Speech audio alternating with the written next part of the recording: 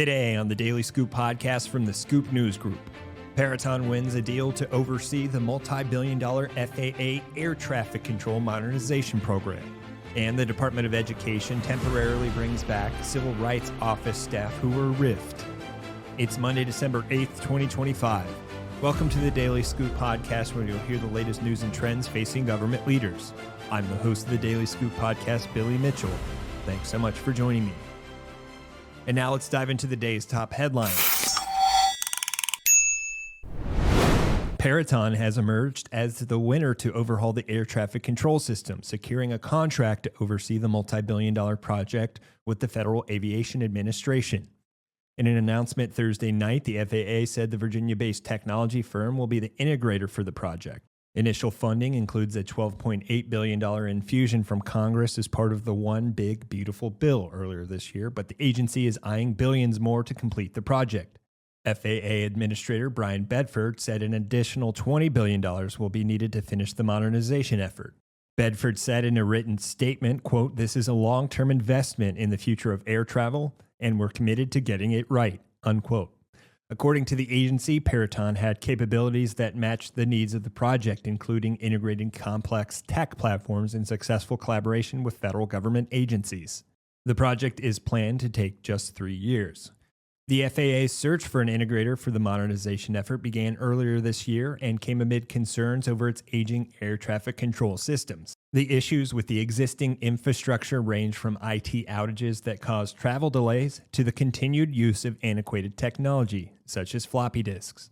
In a public appearance in September, Bedford said the current system is failing every day. Initial news reports earlier this year revealed that the competition for the FAA contract was between two contractors, Peraton and Parsons, which submitted its bid with IBM. While Parsons appeared optimistic about its bid on an earnings call last month and said it was ready to deliver results by the end of 2028, Peraton ultimately won out.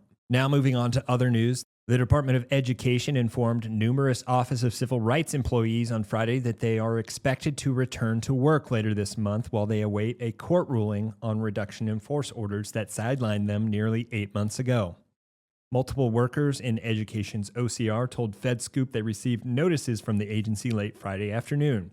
Those notices stated that they are expected to return in person to their assigned duty location on either December 15th or 29th.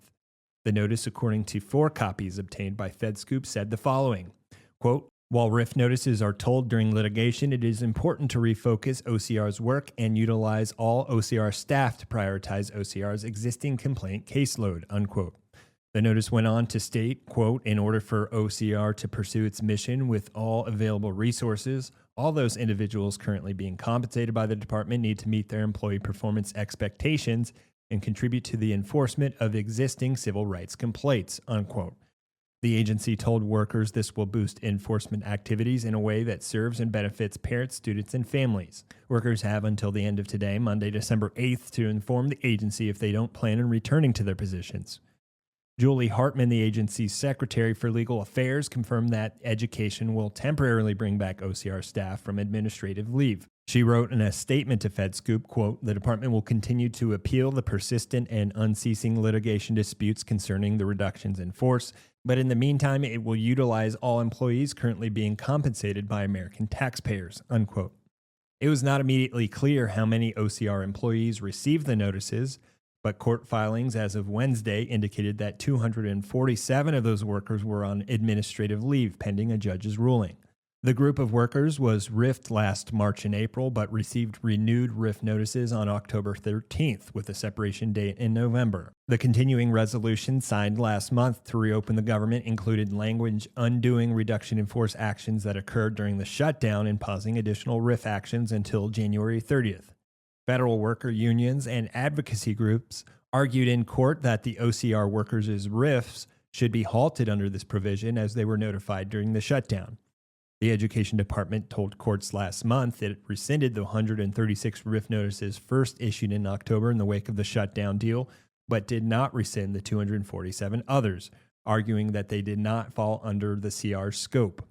The agency reiterated this position in its Friday notice to workers, writing that it, quote, remains committed to defending the RIF as the government-wide effort to reorganize and right-size the federal workforce continues, unquote.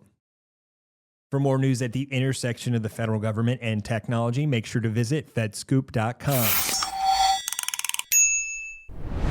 Thanks so much for tuning in to another episode of the Daily Scoop podcast, available on all podcast platforms. If you've already rated the podcast on your platform of choice, thanks so much. High ratings and good reviews of the show help more people to find it. The Daily Scoop podcast is a production of the Scoop News Group in Washington, D.C.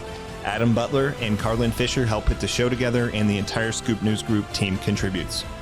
We'll be back tomorrow with more top headlines. Until then, I'm your host, as always, Billy Mitchell. Thanks so much for listening.